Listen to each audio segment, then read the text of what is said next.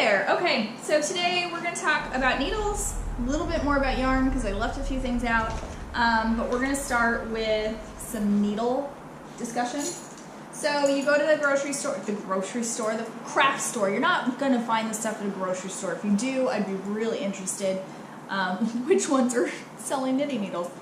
In any case, you're going to see generally 3 types. Do you like this? She's a jerk. Mango, can you be a little more polite? Chew your bone without your butt facing the damn camera. Oh my god. Okay, so you're going to see 3 types. By the way, this, if I ever knit you something, is why it comes with dog hair, because my dogs just can't handle, they just can't handle letting me be alone. So you're going to see straight needles. You're going to see packs of double pointed needles, and you're probably going to see circular needles. They all kind of serve a different purpose, but the basics start with your straight edge needles. Here's the thing, if we can't knit a straight line, these are pointless. So don't buy these to start, because we need to figure out how to just knit a square or rectangle first before we move on. But what they're for, what are you doing? Double pointed needles are really good for knitting things like gloves, where it's all one piece and it just kind of goes like this. I really like making coffee cup cozies. Those are really cute gifts. Circular needles, you can do some of the same things, like good for knitting a hat, and they're really good for knitting blankets when you get a really long cable, because if you're knitting a blanket this big, you don't want needles that big. You can use cabled needles. So anyway, start with a pair of straight needles. They're going to come in metal, they're going to come in wood. I tend to prefer the feel of wood personally. They're not cold and they're not clingy, because this noise drives me crazy. There are downsides to wooden needles. One, if you leave them on the couch and sit on them, you're probably going to break them. At least I have done that on more than one occasion. 2, your dogs might like to chew on them, and that's kind of a bummer. Might not break them, but it might make them a little uncomfortable to work with. So in any case, figure out which you prefer. I have a little bit of everything because I've tested it all out to see what I like. So start with whatever's cheaper if you want. You know, just check it out, see what you like.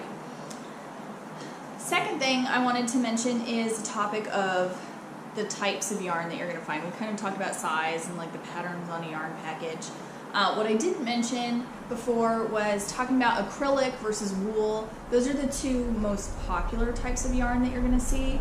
You're going to see silk, you're going to see alpaca,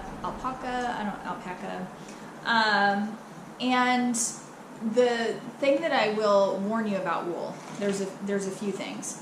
One is that wool is itchy.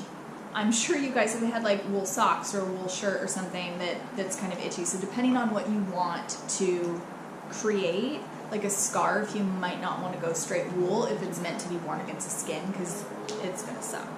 Nobody's going to want to have that right up against their skin. There are different types of wool. There are blends or like a superwash wool that make it a little bit softer and less scratchy. But what are you doing back there? But in any case, you're just gonna want to be careful. Also, acrylic tends to be easier to wash. So if you're just starting out, you're figuring things out, always start with acrylic in my opinion. It's cheaper to learn on, it's easier to work with, it's easier to clean. Wool, you have to be a little more careful. Things are going to get wet and then not be the same size anymore. So you're going to have to be a little bit careful about that. But it's also important to note that wool is an animal product, and it is not always humanely sourced. A lot of the wool that you're going to find in stores like Joann's or Michael's, the companies aren't going to give you any information on the sourcing of that wool, which means at the price point, to be fair, it's probably not the best farms that they're coming from. There are some brands that are better and have higher standards. You're going to pay for it. But I love supporting, small businesses that are humanely sourcing their wool. So once we get there, I'd be happy to give you some more information on those brands. But again, just be cautious in, choosing the yarn for what you are actually trying to knit and make, and how easy you want it to be to care for it. So play with it, you know, pick some wool, you know, if you want to try it out. It's acrylic and wool is going to feel very different when you're knitting it. But, you know, again, if we're just starting out, feel free to stay with acrylic. It's usually the easier choice.